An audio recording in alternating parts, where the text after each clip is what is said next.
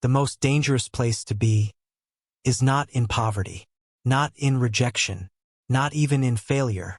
It's in the mirror, when the world keeps telling you that you are enough just the way you are. Because here's what nobody talks about: the more beautiful you are on the outside, the harder the battle gets on the inside. And before this video ends, you'll understand exactly why, and more importantly, how to win. The battle against lust has already cost too many people too much. The 7 biblical secrets to destroy lust are in the description. Get it before this war costs you everything. There's a moment, and most people never catch it, when a compliment stops being a gift and starts becoming a cage. It starts innocent.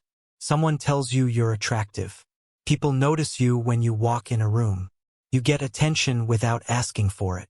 And slowly, without realizing it, you start building your entire sense of worth around how you look and how others respond to you. That's not confidence. That's a trap dressed up as one. Here's what the Bible understood long before psychology did. The moment your identity attaches to anything other than God, you've handed your peace over to something that can be taken from you. Proverbs 31 verse 30 says it plainly. Charm is deceptive, and beauty is fleeting. Not beauty is bad. Not attraction is sinful. But beauty is fleeting. It was never designed to be your foundation. And this is where the darkness creeps in quietly. When your worth lives in your appearance, you become desperately dependent on validation. You need the attention. You need the compliments. You need to be seen. And that hunger, that constant need to be desired, opens a door that most people don't even realize they've unlocked. Suddenly temptation doesn't feel like temptation anymore. It feels like connection. It feels like being wanted. And for someone whose identity is built on being beautiful, being wanted feels like oxygen. This is why so many people who are visually blessed end up in cycles they can't explain. Not because they're weak, but because their beauty was never grounded in truth. The enemy doesn't always attack you with something ugly. Sometimes he attacks you with something that feels like affirmation. A look, a message, a moment that makes you feel alive. And before you know it, you're deep in a pattern of lust, pornography, or sexual sin, chasing a feeling that was never meant to fill you. King Saul was chosen because of his appearance. Tall, striking, set apart. And yet he crumbled. Not because he was evil from the start, but because he never learned to separate who he was from how he was seen. His identity stayed on the surface. And a surface-level identity will always produce a surface-level faith. But here's the grace in all of this: God never designed beauty to destroy you. He designed it to point back to Him. And the moment you stop letting the world define your reflection and start letting God define your worth, the curse of the compliment loses every single bit of its power. There was a being so magnificent, so perfectly crafted, that even heaven stood in awe. Ezekiel 28 describes him, full of wisdom and perfect in beauty. Every precious stone was his covering. He walked among fire. He was anointed, exalted, chosen. And yet, that same beauty became the very thing that destroyed him. Not an enemy from outside. Not a weapon from above. His own reflection did it. That is the pride trap. And it has been catching people ever since. When you are constantly told you are beautiful by friends, by strangers, by the culture around you, something subtle begins to shift inside. You stop seeking. You stop searching. Because the world's applause starts to feel like enough. And the moment human praise begins to satisfy what only God was meant to fill, corruption has already begun. You don't even feel it happening. That's what makes it so dangerous. John 12 verse 43 says it plainly. They loved the glory that comes from man more than the glory that comes from God. Read that again slowly. These were not evil people. These were people who believed. But the addiction to being seen, being admired, being wanted, it quietly replaced the one thing that actually mattered. And when admiration becomes your oxygen, temptation becomes your closest friend. Because the enemy does not come to people who feel empty. He comes to people who feel full of themselves, full of praise, full of confidence that has no foundation in God. This is exactly where sexual sin finds its entry point. Not always through weakness, sometimes through pride. Through the quiet belief that you are desirable, that you deserve pleasure, that your body is yours to do with as you please. The flesh speaks loudly when the soul is fed on applause instead of truth. And what begins as confidence slowly becomes appetite. What begins as admiration slowly becomes obsession. The line between the two is thinner than most people want to admit. But here is where grace enters. Ezekiel's account does not end as a celebration of the fall. It ends as a warning and a mirror. God is not showing you this story to condemn you. He is showing it to you because he sees the same pattern forming, and he is interrupting it. Pride is not defeated by shame. It is defeated by encounter, a real, honest moment before God where performance stops and truth begins. The most beautiful thing you will ever wear is not on your face. It is the humility that keeps your soul alive. Two men, two different eras, two completely different gifts. Yet both fell the exact same way, not through weakness but through beauty. Not through lack of power, but through an inability to govern what that power awakened inside them. Samson was the most physically dominant man who ever lived. Armies trembled at his name. Lions fell at his hands. And yet one woman's touch brought him to his knees. Not because Delilah was more powerful than him, but because Samson never learned to fight the war happening inside himself. He mastered everything except his own desires. And the moment he let physical pleasure become his compass, he walked straight into chains, blindness, and shame. The very strength God gave him became the thing the enemy used against him. Now look at Solomon, the wisest man who ever breathed. God personally appeared to him twice. He wrote Proverbs, a book warning young men about the seductive woman, about the lips that drip like honey, about the path that leads to destruction. He knew the truth. He preached it. He wrote it down. And then, he married 700 women. He let beauty, pleasure, and the appetite for more pull him so far from God that by the end of his life, he was building altars for foreign gods just to satisfy the women around him. A man who started with divine wisdom ended in spiritual ruin, not because he forgot the word, but because he stopped living it. And that's the part that should shake you, because the enemy doesn't come for the weak first. He comes for the gifted. He comes for the ones with calling, with charisma, with something powerful on their life. He knows that if he can turn your gift into your God, if he can get you chasing the feeling, the face, the fantasy, he doesn't need to destroy you from the outside. You'll quietly unravel from within. This is exactly what sexual sin does. It doesn't announce itself. It starts as a glance, a thought, a moment of weakness you tell yourself won't happen again. But every time you return, something in you goes darker. Something in you goes further from the man God is trying to build. Samson lost his eyes. Solomon lost his heart. Both started with God's hand on their life. Both ended broken by the very desires they never surrendered. The gift was never the problem. The untamed appetite was. And God is calling you right now to be the man who finally learns that. If this is hitting home, I put together an ebook called 7 Biblical Secrets to Destroy Lust. It goes deeper than any video can. The link is in the description and pinned comment below. Get it now. There's an addiction that never gets preached about on Sunday mornings. It doesn't come in a bottle. It doesn't come in a pill. It comes in the form of a notification, a like, a comment, a second glance across the room.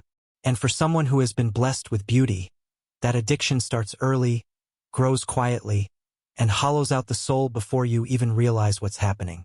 When people respond to your appearance, something shifts inside you. Slowly, the hunger for God gets replaced by the hunger to be seen. Prayer becomes less urgent when praise is already coming from every direction. Why cry out to a God you cannot see when the world is already looking at you? That's the silent trade, and most beautiful people never even know they made it. Jesus warned about this exact exchange in Matthew 6 verse 1. Be careful not to practice your righteousness in front of others to be seen by them. If you do, you will have no reward from your Father in heaven. He wasn't just talking about public acts of charity. He was talking about a heart that has learned to perform instead of worship. When your entire life becomes a stage, even your relationship with God starts to feel like a performance. Something you show up to, rather than something you live in. And here is where the darkness enters. A soul that is starved of genuine communion with God becomes desperate. Not for prayer, not for scripture, not for silence. It becomes desperate for stimulation.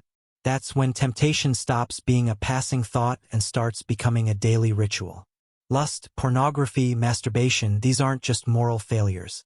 They are symptoms of a soul that has been running on empty, numbing the void that only God was meant to fill. Proverbs 27 verse 20 puts it plainly. The eyes of man are never satisfied. What the eye constantly craves, the heart eventually chases. But here is the grace in all of this: God does not abandon the neglected soul. He pursues it. In Luke 15, the father doesn't wait for the prodigal son to clean himself up before running toward him. He runs first. That same God is running toward you right now. Not because you've fixed yourself, but because the emptiness you feel is actually his invitation. The soul that has been too busy being seen is the exact soul he is calling back into hiddenness, into prayer, into the secret place where no audience exists, only him. Most people think beauty is a reward. But what if it's actually an examination? God doesn't give gifts randomly. Every blessing carries weight, and physical beauty might be one of the heaviest ones to carry. Because the moment someone is noticed, admired, desired, something shifts inside them. And what shifts reveals everything about where their heart actually stands. Scripture never treats beauty as neutral. When the Bible describes someone as beautiful, it's almost always followed by a test. Joseph was described as handsome, and immediately after, Potiphar's wife came. David saw Bathsheba, and a man after God's own heart stumbled into one of history's most devastating sins. Even Lucifer himself, described in Ezekiel 28 as the seal of perfection, full of wisdom and perfect in beauty. Let that beauty become the seed of his own destruction. The pattern is not a coincidence. It's a warning written across the entire scripture. Here's what God is actually doing. He's not setting traps. He's revealing truth. Beauty creates pressure, and pressure exposes what's already inside. The person who receives attention and immediately chases more of it was already hungry for worship. The one who uses their appearance to manipulate was already building an altar to themselves long before anyone noticed them. God doesn't need to test you to find out who you are. He tests you so that you find out. And this is where it gets deeply personal, especially for anyone who has used their appearance, or someone else's, as a door into sin. Temptation almost always has a face. It rarely shows up ugly. Comes dressed in something attractive, something that feels almost deserved. That's why Solomon warned in Proverbs 31 that charm is deceptive and beauty is fleeting. He wasn't writing poetry. He was writing from experience. A man who had 700 wives and 300 concubines, and still ended up empty. Beauty without God at the center doesn't satisfy. Consumes. But here's the grace in all of this: God never gives a test without also providing a way through it. 1 Corinthians 10 verse 13 makes that promise directly. The struggle you're facing right now, whether it's how you see yourself or what you keep running back to in secret, it's not bigger than the God who designed you. Your appearance was never meant to be your identity. It was meant to point people toward something greater than what they can see. And the moment you understand that, the test begins to lose its power over you. Most people think the solution to struggling with your looks, your temptation, your desires is to become less, to shrink, to hide. But God never called you to disappear. He called you to be redirected.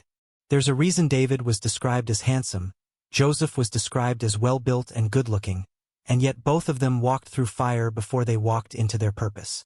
Because God doesn't strip beauty, He strips the idol you made out of it. And that process is painful. But it's not punishment. It's preparation. Joseph could have used his looks to climb socially in Egypt. He had every opportunity. Potiphar's wife made sure of that. But in that one moment, when temptation dressed itself as an opportunity, Joseph ran. Not because he was weak. Because he understood something most beautiful people never learn. Your body was never meant to be your currency. And the moment you stop spending yourself on the approval of others, God starts investing in you for something eternal. That's the shift. That's where redemption begins. Because here's the truth about sexual sin, about temptation, about the cycles that seem impossible to break. They don't just live in the body. They live in the belief that you are only valuable when you are desired. And every time you give in, it's not just a physical fall. It's your soul agreeing with a lie. The lie that says your worth is in how you look, how you perform, how many people want you. But 1 Samuel 16 verse 7 cuts through all of that. God looks at the heart, not the face, not the body, not the highlight reel, the heart, which means the very thing the world has been ignoring in you, your inner man, your character, your quiet faithfulness. That is exactly what heaven is watching. Redemption doesn't come when you finally stop being attractive. It comes when you finally stop being controlled by it. When beauty stops being your identity and starts being just one small part of a life surrendered to God. When your body becomes a temple again, not a trophy. And if you've fallen, if the temptation won more times than you want to admit, this is not the moment for shame. This is the moment for return. Because the same God who redirected Joseph from a prison pit, who restored David after his worst sin, who rebuilt Peter after his greatest denial, that same God is not finished with you. Your beauty was never the problem. What you believed about it was. Beauty was never your problem. What you believed about it was. And every cycle of temptation, every moment of falling, every secret struggle you've carried, it was never because you were too far gone. It was because nobody gave you the right weapons to fight with. The world will keep telling you that you are enough. But God is calling you to something far greater than being admired. He is calling you to be transformed. That transformation doesn't happen by willpower alone. It happens through truth, biblical truth, the kind that cuts through the root of lust, not just the symptoms. That's exactly why I put together 7 biblical secrets to destroy lust before it destroys you. Every secret inside is pulled straight from Scripture. Practical, convicting, and powerful enough to break what willpower never could. The link is in the description. Your freedom is one decision away.